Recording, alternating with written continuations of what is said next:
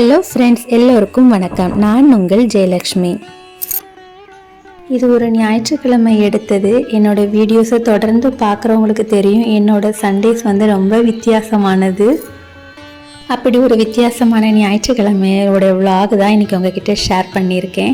அதோட அந்த ஞாயிற்றுக்கிழமைக்கு இன்னொரு ஸ்பெஷல் இருந்தது. நவராத்திரியோட முதல் நாள். பொதுவாக எனக்கு ஞாயிற்றுக்கிழமை வந்தாலே ரொம்ப குஷியாக, அது ஒரு ஸ்பெஷலான நாள் மாதிரி தான். ஆனால் அன்னைக்கு எனக்கு அப்படி இல்லை. எழும்பி வர முச்சில விடியற் காலையிலேயே மழை நல்லா தூறிக்கிட்டே இருந்தது. எனக்கு பொதுவாக மழை பெஞ்சாலே பிடிக்காது. எல்லாருக்கும் மழையில் நனைகிறது அந்த மாதிரி பிடிக்கும். ஆனால் எனக்கு, நான் ஒரு வெயில் பிரியை. எனக்கு சூரியனை கண்டாதான் அந்த நாள் எனக்கு பிரகாசமாகவும், அது ரொம்ப சந்தோஷமாக போகிற மாதிரி. அது சின்ன வயசில் இருந்தே எனக்கு அப்படி ஒரு ஃபீலிங். அது என்னவோ தெரியலை, சூரியனுக்கும் எனக்கும் உள்ள பந்தம் அது. எந்த நல்ல நாளாக இருந்தாலும் எனக்கு கண்டிப்பாக நான் சூரியனை பார்த்தே ஆகணும். அப்படி பார்த்தா மட்டும்தான் எனக்கு அந்த நாள் நல்லா விடிஞ்சது மாதிரி. அதுக்கப்புறம் உள்ள வேலைகள் எல்லாம் அந்த நாளே எனக்கு சந்தோஷமாக போகிற மாதிரி ஒரு ஃபீலிங். அப்படி மந்தாரமாக மேகம்லாம் மறைச்சிட்டு சூரியன் அப்படி இருந்தாலே எனக்கு மைண்டு அப்செட்டாக தான் இருக்கும். அப்படி தான் எனக்கு அன்றைக்கி இருந்தது. பொதுவாக சண்டேஸில் தான் நாங்கள் ஏதாவது ஒரு கோயிலுக்கு போவோம்.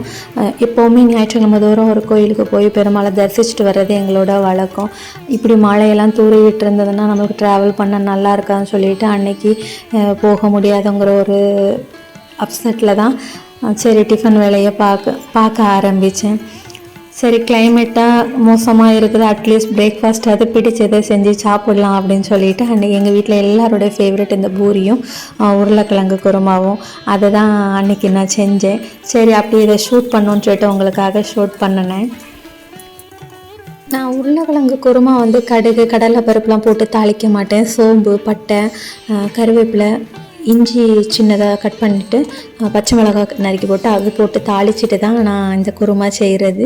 தக்காளி மசியக்கூடாது, அதனால் உருளைக்கிழங்கு போட முச்சில் அப்படியே போட்டு பெரட்டினாப்பில் மூடி வச்சிடணும். இந்த குருமா எங்கள் வீட்டில் எல்லாருக்குமே பிடிக்கும். உங்களுக்கும் ஒரு வேளை பிடிச்சிருந்தேன்னா இது மாதிரி ட்ரை பண்ணி பாருங்கள். டிஃப்ரெண்ட்டாக இருக்கும், நல்லாயிருக்கும் பூரிக்கு. அன்றைக்கி டிஃபன் சாப்பிட்ற வரைக்குமே எனக்கு தெரியாது அந்த நாள் எனக்கு இன்னும் நல்ல சந்தோஷமாக அமையும் அப்படின்னு சொல்லிட்டு நான் சொல்கிறேன் உங்களுக்கு வீடியோவில். நீங்கள் வீடியோ ஃபுல்லாக பாருங்கள். பூரி மசாலா ரெடி பண்ணி அதை தாளித்து விட்டு உருளைக்கிழங்கு போட்டு கொஞ்சம் கொதி வர்ற வரைக்கும் அது ரெடி ஆகிற நேரத்தில் இங்கே பூரிக்கு மாவு பிசைஞ்சு வச்சலான்னு சொல்லிட்டு பண்ணினேன். நான் பூரிக்கு நல்லா உப்பலாக, உங்களுக்கு பூரி நல்லா வரணும், ரொம்ப நேரம் அப்படியே இருக்கணும் அப்படின்னு சொன்னால் இப்படி ட்ரை பண்ணி பாருங்கள். தண்ணியில் கொஞ்சோண்டு உப்பு, 1 டேபிள் ஸ்பூன் ரவை, 1 டீஸ்பூன் சர்க்கரை போட்டுட்டு கொஞ்சம் ரவை லைட்டாக ஊறின உடனே மாவு போட்டு நல்லா எல்லா இடமும் படுற மாதிரி நல்லா முதல்ல விரவி விட்டுடணும்.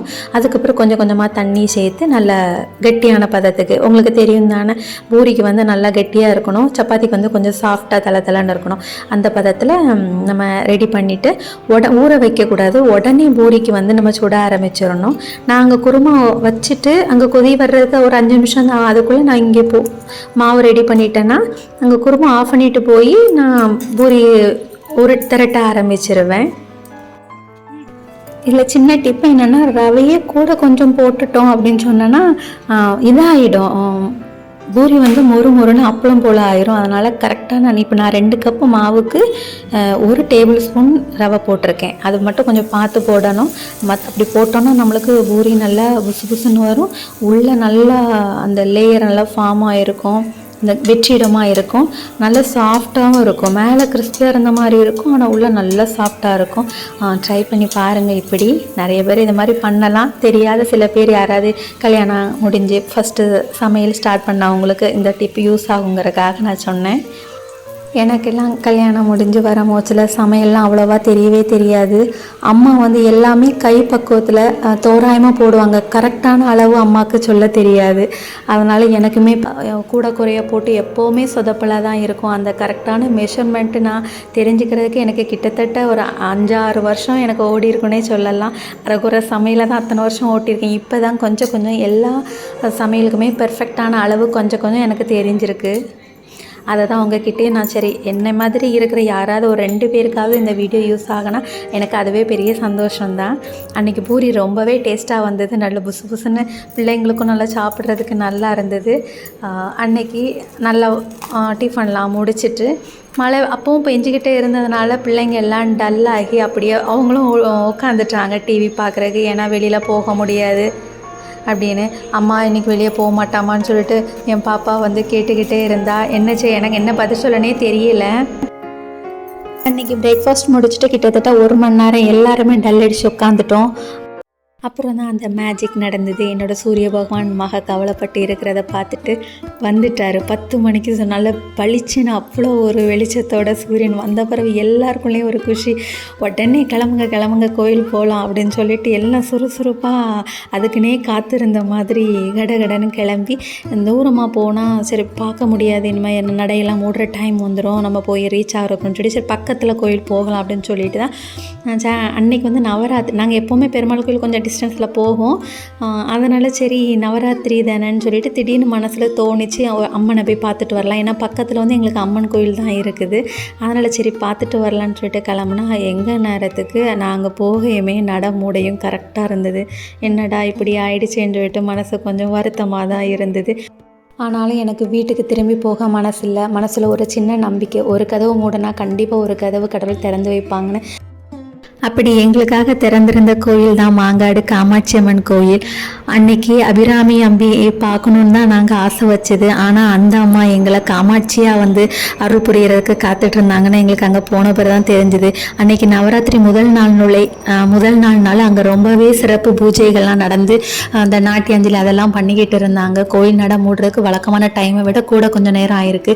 நாங்கள் இங்கேருந்து கிளம்பி போக மூச்சில் எங்களுக்கு டைம் ஆனதுனால கொஞ்சம் மனசுக்கு நெருடலாகவே இருந்து ஒருவேளை நட மூடிட்டாங்கன்னா அங்கேயும் ஏமாந்து வந்துடக்கூடாதுன்னு. ஆனால் பரவாயில்லை, அங்கே எங்களுக்கு நல்ல திருப்தியான அழகான ஒரு காட்சியில் காமாட்சி அம்மன் அருள் புரிஞ்சாங்க. மனசில் ரொம்ப சந்தோஷத்தோடு அன்றைக்கி வீட்டுக்கு வந்துட்டு ஈவினிங் வந்து எங்களுக்கு குலதெய்வ பூஜை நாங்கள் பண்ணுறது வழக்கம் தானே, அதனால் குலதெய்வ பூஜைக்கு பண்ண மூச்சில் நவராத்திரி முதல் நாள் அம்பிகைக்கும் தனியாக நைவேத்தியம் பிரசாதம்லாம் வச்சு அன்றைக்கி நாங்கள் நல்லா சாமி கும்பிட்டுட்டோம்.